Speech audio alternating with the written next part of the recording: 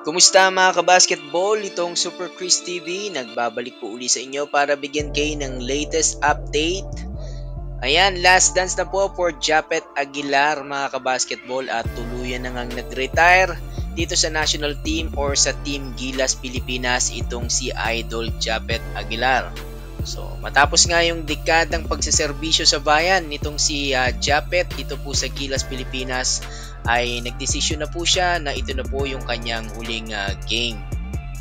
Naging consistent kasi itong si Japet Aguilar dito sa Gilas at always shoe in mga kabasketball. Siyempre dahil na rin sa kanyang height, sa size at athleticism. At kahit nga bumaba na yung laro nitong si Idol Japet ay tatlong sunod-sunod na FIBA World Cup yung kanyang napaglaruan o yung kanyang appearance.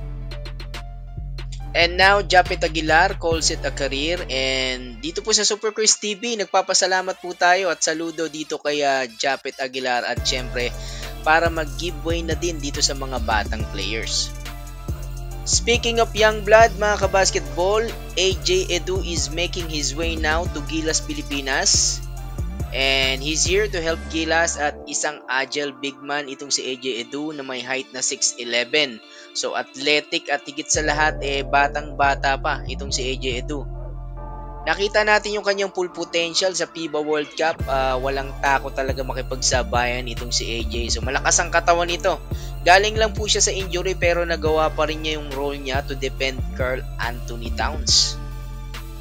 And sa ngayon nga mga kabasketball, magandang performance. Ibang klase yung pinapakita nitong si AJ Edu dito sa may Japan B-League at wala nga po makapigil sa kanya dyan sa ilalim at sa depensa.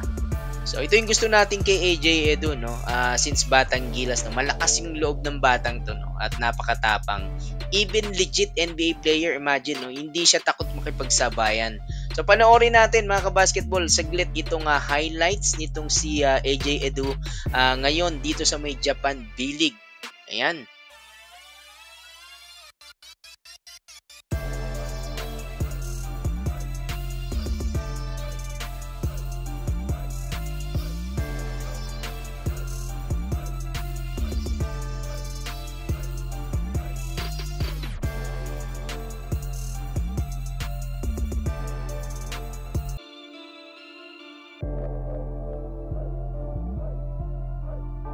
Ikaw ka basketball, kung ikaw ang papipiliin at tatanungin, payag ka ba and agree ka ba na si AJ Edu na yung papalit dito kay Japet Aguilar at dito kay Junmar Fajardo pagsakali dito sa ating Team Gilas as power forward and even center position?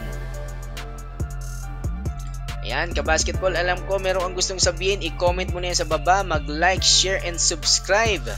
This is Super Chris TV.